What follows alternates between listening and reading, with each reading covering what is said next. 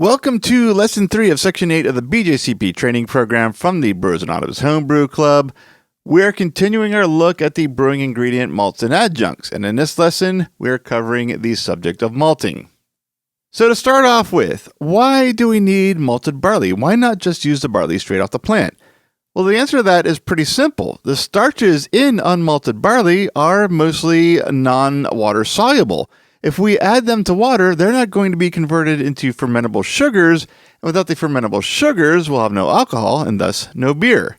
The process of malting converts these large insoluble starch chains from the endosperm into the water-soluble starches we'll be converting during our mash process.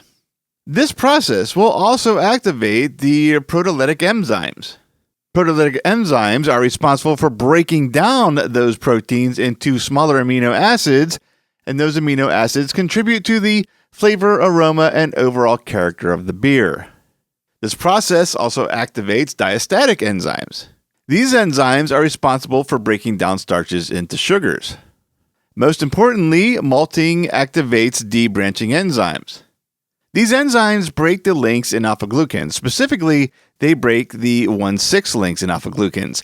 Now, let's step aside a moment here to explain that last statement a little bit.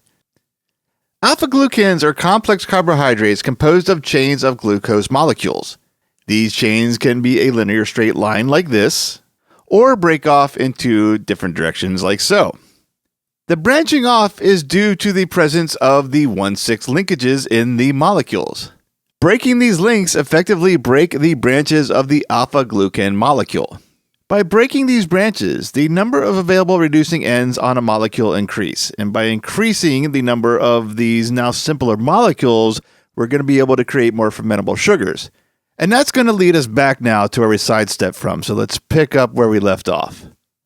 The malting process also activates beta amylase.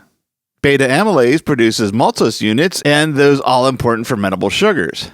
It does this by breaking the 1,4 links near the reducing ends of the alpha-glucans. Let's step aside again real quick to help explain that. Here is one of the debranched enzymes that we had just illustrated on our last sidestep from this subject. These are the 1,4 links we just mentioned. The beta amylase breaks down these links, further breaking down the entire structure. Now let's go back over where we sidestepped from. I want to point out these little asides that we just did aren't actually happening in the malting process. What's happening is all the enzymes that we need for these actions to happen are being activated in the barley kernel through the malting process, so that when we mash, all of what we just discussed can take place. I point that out because that was a lot of detailed information and a little bit of chemistry, and it's something we're going to revisit more when we get into the mash process in a future section. So if this didn't quite click yet, we're going to be revisiting it in a more focused context in this program. Now going back to the diagram of our malted barley kernel, and I'm going to bring my cursor over to help with this part. Malting in its most basic form is sprouting the grain kernels to a desired modification. This is measured through the growth of the acrospire, which is this part right here. A fully modified malt will have a ratio of 1:1, and that is the acrospire to the length of the kernel. It would grow up and stop right here to be considered fully modified.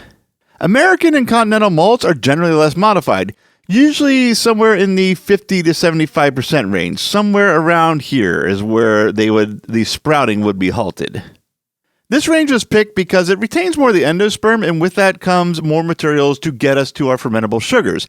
Now with that, there's a little bit of a cost. There is some reduced enzyme activity when the halting process is cut a little short from that 1:1 ratio. Now the malting process, it typically goes like this. Again, with everything, there are exceptions to every rule, but for purposes of our exam preparation, this is the general malting process we need to understand. Barley is steeped in 50 to 65 degree Fahrenheit water for 2 to 3 days. Then it's allowed to germinate for 6 to 10 days between 50 and 70 degrees Fahrenheit. During this time, the acrospire will usually grow about 50% around the 6th day of germination. When the now malted barley kernels reach the desired acrospire growth, the malt is gradually raised to 90 degrees Fahrenheit and held there for 24 hours. This period permits the enzyme activation. After the 24-hour hold, the malt is gradually raised to 120 degrees Fahrenheit and held at that temperature for 12 hours to dry the malt. Now, this step is essential. That malt needs to be completely 100% dry before going into the kilning step, or else the enzymes that we worked so hard on to activate are going to be destroyed if there's any moisture left in our now malted barley kernels. And with that brings us to the end of this lesson. We learned what the big difference is between a raw barley kernel versus a malted barley kernel and how that process is done. So with that knowledge in our heads, let's move over to the next lesson.